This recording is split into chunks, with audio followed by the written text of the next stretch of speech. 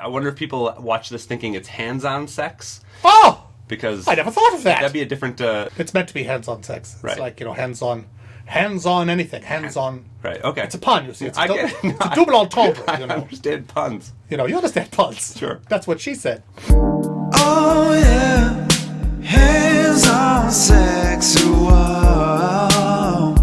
Let's get into it, baby. Hello, my friends. Welcome back to Hands-on Sex, Hands-on Gay Sex. Professor Poppin at the Doc. This is our special gay edition. I've brought my friend Travis Ritchie back for another episode. So happy to be back. Because we have so much to talk about. This is a fascinating, rich, deep vein, if you will, of interesting information. Oh, wow. As one does when discussing gay sex, what people assume gay sex is the anal penetration. Yeah, well, but I assume there's a lot more to it than that. Oh, there is. There's, yeah. I mean, it's any sexual contact, but the gays are also tend to be really good at oral sex. Well, I would imagine so. Yeah, because, I mean, again, it goes back to knowing what the equipment that the other person has. Yes. And how it works, because you also have a penis, so you know what feels good to a penis, so it's easy for you to do that to someone else. Now, as a gay gentleman, do you find heterosexual, like pornography, for example, sexy?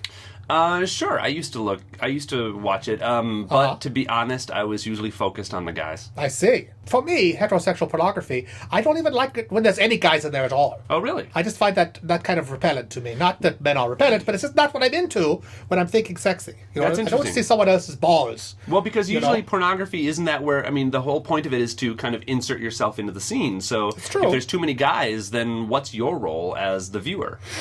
I don't know. That's the great thing about the internet and apps and all that in general is that, because the human range of sexuality is so wide. It certainly is. And so you can find finally what you're into. Yes. And it's out there. So whatever it is. You got furries, you got,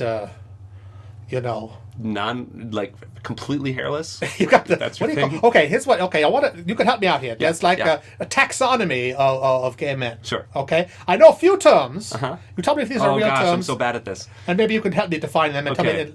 I know that Because I'm always asking people these myself. Oh, really? Okay, but go ahead and ask you. Okay, now there's the straight acting. I've heard that's like a thing. Like some people they want that to be really straight acting. Yeah, and that's a thing that there's contentious because a lot of people don't like the idea that you have to act straight in order to be a good gay. But you also don't have to act all stereotypically gay either. Right, you don't have to be flamboyant, and so I mean, really, it's just a personal preference. That's but true.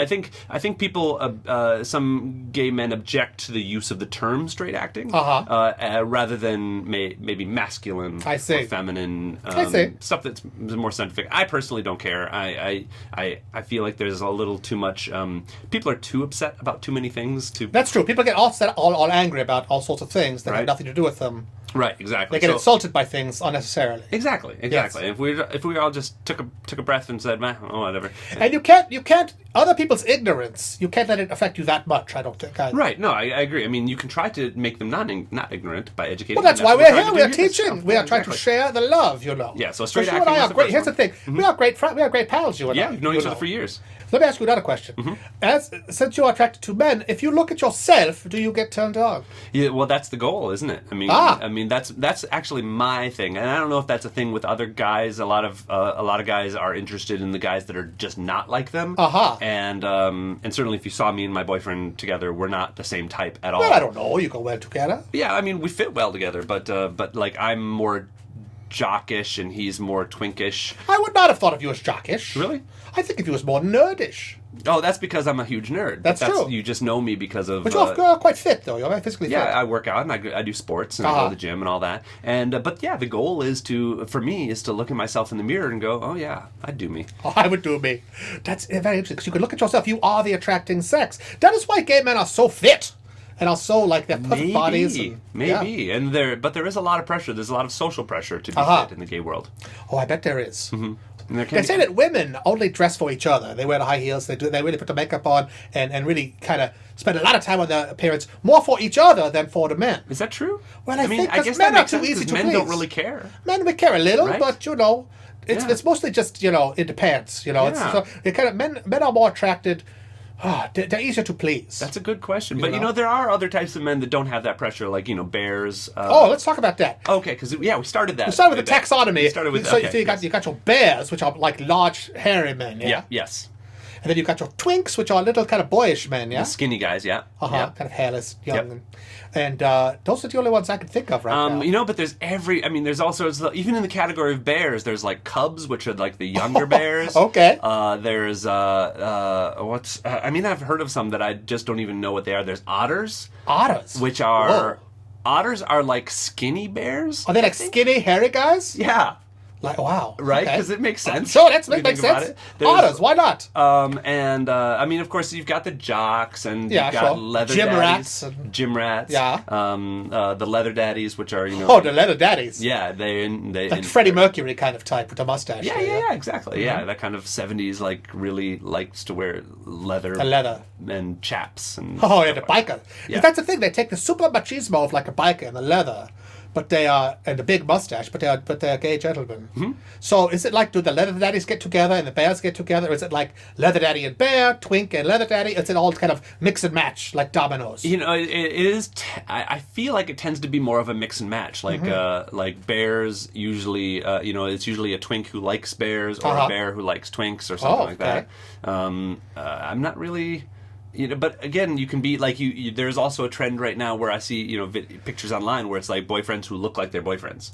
And so, well, that's like the Liberace effect. Is it? Well, Liberace, he had, you saw that movie with Matt Damon and Michael... I didn't see it's so good. Well, Liberace, this truly happened. He had this young boyfriend who he had a plastic surgery to look like him. Yeah. So he could be like fucking himself. Yes. That's the thing. That's kind of bonkers. Yeah, I've always wanted to date a Travis, just so it could be the Travises. I don't know. Well, your series of the gentlemen in the shower together, that's... Yeah, the two hot guys in the shower. Yeah. It's kind of like that, except other Travis isn't gay, apparently. That's what he says. Oh, really? Yeah. He says, because, boobies. But boobies are awesome. Right. Ask anybody. I do understand the appeal, but... Now, okay, but then there's also this other direction of gay is to go like transgender or transvestite or transsexual. Yes. Now, you don't want to be a woman. No. No. I have no desire to be a woman. I'm happy being a man. I love it. Yeah, well, you got it going on, Yeah. Yeah, you're good at it. Thanks. But it's not all just one thing, there's lots of different spectra. It's a rainbow.